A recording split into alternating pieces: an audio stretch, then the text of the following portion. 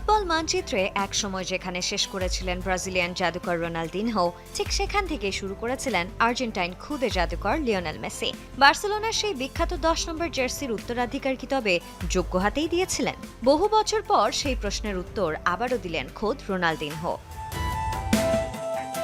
সম্প্রতি আর্জেন্টাইন সংবাদ মাধ্যম ওলেকে দেয়া এক সাক্ষাৎকারে পুরনো স্মৃতিগুলোই মনে করেছেন রোনালদিনহো। ক্রিশ্চিয়ানো রোনালদোর সঙ্গে চিরন্তন শ্রেষ্ঠত্বের লড়াই চললেও রোনালদিনহোর চোখে এখনও অপ্রতিদ্বন্দ্বী একজনই, আর তিনি হলেন মেসি। তবে শুধু লিও নয়, রোনালদিনহোর নজর কেড়েছে বার্সেলোনার বর্তমান সেন্সেশন লামিন ইয়ামালও। যে 10 নম্বর জার্সি একসময় রাজত্ব করত রোনালদিনহোর গায়ে, এখন তা ইয়ামালের কাঁধে। নিজের উত্তরসূরির প্রশংসায় পঞ্চমুখ এই কিংবদন্তি।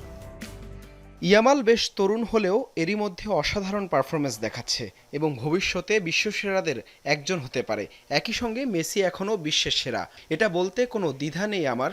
যেভাবে সার্ভিস দিচ্ছে, এখনও মেসি বিশ্বের সেরা খেলোয়াড়। বিশ্বকাপ নিয়ে আলোচনায় চিরপ্রতিদ্বন্দ্বী ব্রাজিল আর্জেন্টিনা ঘিরে তর্কে জড়াননি তিনি। তবে নিজ দেশ ব্রাজিলকে নিয়ে বেশ আশাবাদী। গোলরক্ষক থেকে আক্রমণ ভাগ পর্যন্ত সেলেসাওরা যে এবার কাঁপিয়ে দেবে, সেই হুঙ্কারও দিয়ে রাখলেন তিনি। গোলরক্ষক থেকে আক্রমণ ভাগ সব মিলিয়ে শক্তিশালী এবং বিশ্বকাপে ভালো কিছু করার সামর্থ্য রাখে ব্রাজিল। তাছাড়া এবারের বিশ্বকাপে সব দলই শক্তিশালী, তাই প্রতিযোগিতা দারুণ আকর্ষণীয় হবে।